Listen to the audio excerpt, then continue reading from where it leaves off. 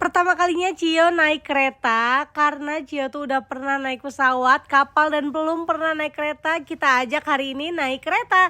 Ini tuh kita mau lebaran Idul Adha di Bogor. Cio tuh belum mandi guys, karena berangkatnya tuh subuh-subuh. Ini kita udah sampai di stasiun Walantaka buat naik KA lokal. Itu ayahnya Cio mau ngajakin Cio naik kereta karena Cio tuh belum pernah naik kereta.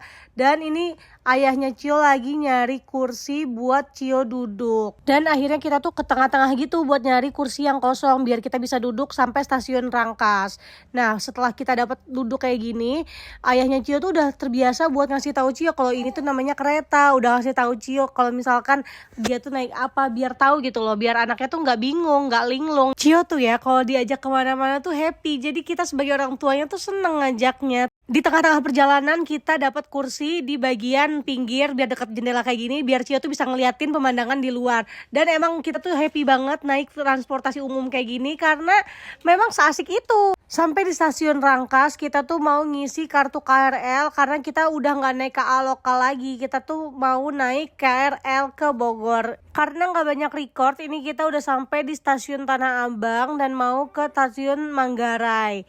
Gitu deh, seru banget ternyata ya naik ke transportasi umum ini, apalagi bawa anak yang anteng kayak Cio kayak gini.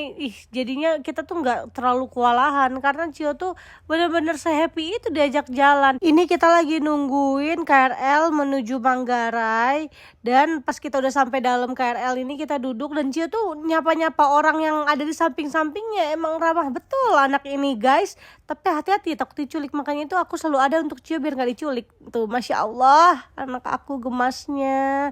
Ini Cio umurnya 8 bulan lebih 2 hari udah naik kereta. Masya Allah, tabarakallah, Allahu Akbar. Kayaknya aku bakalan ngajak Cio naik kereta lagi kalau kemana-mana, kalau misalnya mau ke Jakarta atau Bogor, karena emang seenak itu ternyata nggak pakai transportasi pribadi guys. Terus kita udah sampai di stasiun Manggarai.